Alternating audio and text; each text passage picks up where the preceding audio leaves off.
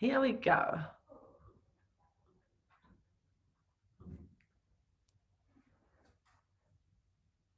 Hello and welcome. Welcome everybody. Good to see you at the Business Shortcut. We are at the end of 2020 and obviously at the end of the Business Shortcuts for the year.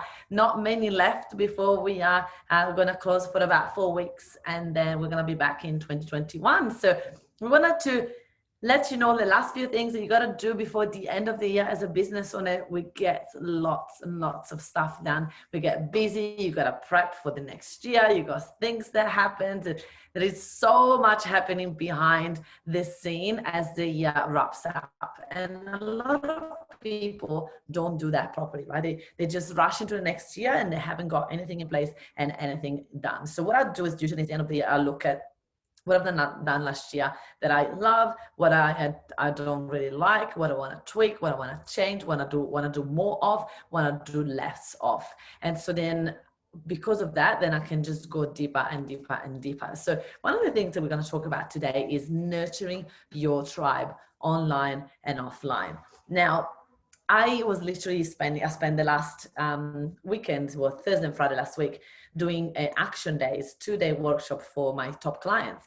And we were working on really teaching them how to nurture the tribe and in details, right? So what to cover, what to do. And we have another workshop coming at the end of this week on Friday and Saturday, which is the last one for the year, where we're going to go in details on teaching our clients how to talk to the audience at different levels, right? Because the way you talk to your followers and the way you talk to your actual clients, potential clients, it's completely different. So we're going to go in and really go deeper, take a deep dive inside of like everything that you need to put out there on social media. And so today I'm going to give you like a sort of sneak peek of what that means, because a lot of people don't nurture their tribes online and offline. They don't spend time to looking after the audience. They just spend time looking after people that paid them. Well, actually, sometimes they don't even do that very well.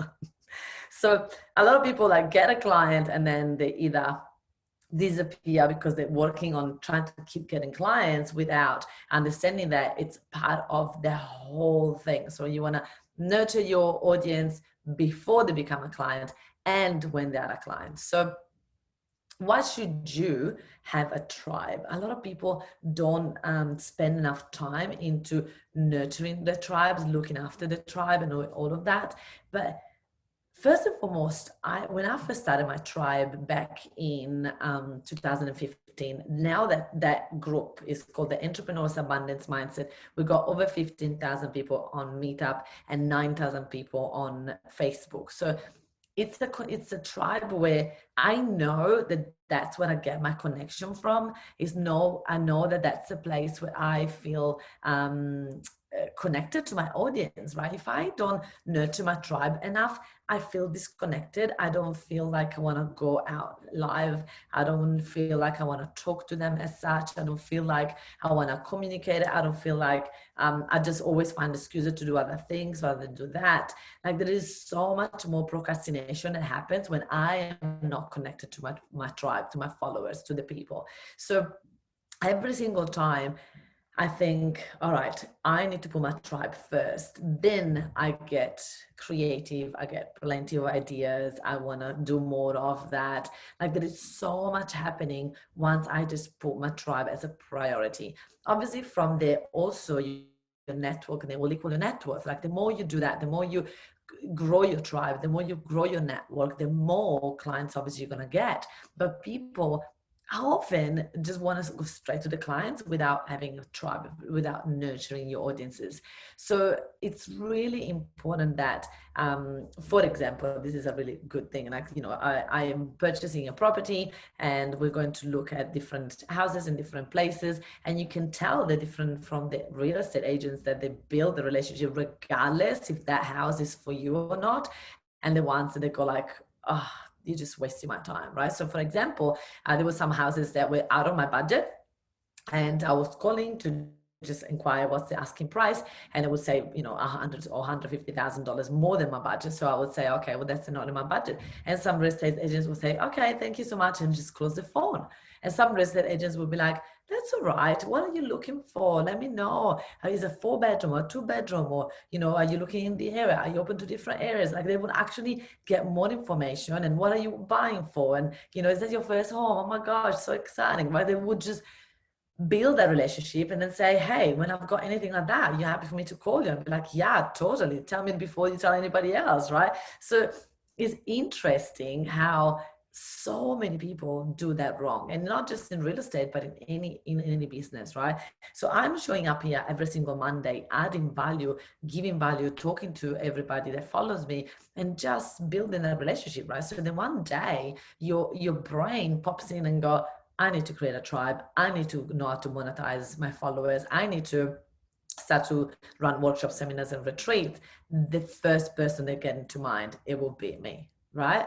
So very, very, very, very important that we put that first. We put that information first we need to put our tribe first so that we can actually build that trust that we're missing. Right? There's a missing link on a lot of business owners that not building that tribe, that connection for people to then go ahead and building a trust. Right? You need to start to think about you as a VIP, as if you were famous. Right? You need to start to think about, I need to start to share things like as if I was famous. The reason being is not because this like an egoic thing. Like I hope that you guys are open, keeping an eye open on that. So you want to look famous in the meaning of you want to show everything, the behind the scene in your business, what you do, what you don't do when people are not there, right? So you want to really show this stuff, because that is how you're going to be able to build extra trust with people, the extra social proof, everything that you can do. So what type of tribe can you start? Well, obviously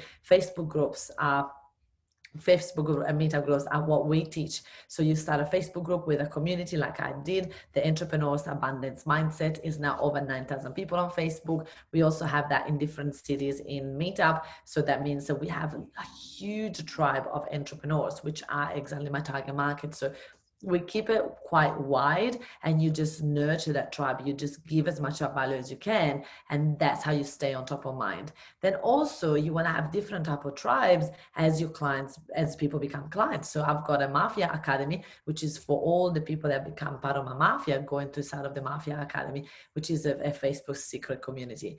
Right, so you can from there run networking events, so you can take all of these communities offline, so you can build that trust and becoming close to them. And then you can have different inner circles depending on the levels of your clients. So I've got an abundance circle, a 500K club circle. So I've got different groups where my top clients get a chance to be closer to me or not. So this has been huge, like monumental part of my business, right? If I didn't have the tribes, I would not be able to be where I am right now in the business, right? So how I've nurtured those tribes throughout the years is with multiple things, but one of them being live events. Now that COVID happened, we've moved those into online events, still live, because I believe that people want to see you live, people want to interact with you live, people want to have that connection with you live. And so even if you do it online or offline, it's exactly the same thing. So you really want to nurture your people with webinars, with Facebook lives. You want to really be active and be on top of mind by giving value all the time to your people. So the social media presence needs to be consistent. You need to then follow through with emails. You need to offer people one-on-one sessions, or even competition for one-on-one sessions if you don't want to do it often. You want to have speaking gigs, speaking engagement, where you teach and you give stuff. You want to create video series and like lots of mini videos where you teach something, and you want to sort of get yourself into nurturing communities. Also, I've got some clients that we put into a group chat so that we can actually chat and converse with them. So there's so many things that you can do to be on top of mind, to really be there for people and let them know that depending on what level they are, they're going to get more of that. Another way that we now are doing for our clients, we have a private podcast for our clients, so that everything that I go out there and teach, then they're going to get a private podcast with that, so they can also listen to it while they drive, while they walk the dogs, or while they go for a hike, or whatever that is. They can listen to the calls back. They don't have to be stuck in front of a computer to listen to all of that. So there is so much extra stuff that we always do for our clients, but also we have a podcast for our followers, right? That we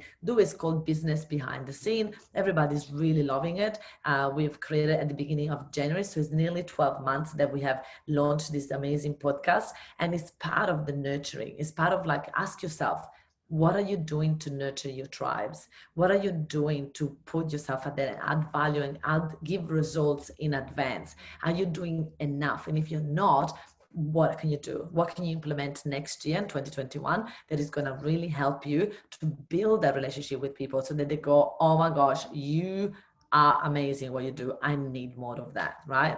So what if I'm sure that some of you are thinking like, oh my gosh, but it's easy to say, Francesca, but I don't have time. Look, I believe it. I know that a lot of the time when we're not organized, we feel like we don't have time, but everybody's got the same amount of time. So what you need to do is that we need to make sure that you schedule the time. So you put it out for the next year, you schedule into the calendar, you will find time when that is in the calendar. The reason why you don't find time for some of the things is because you haven't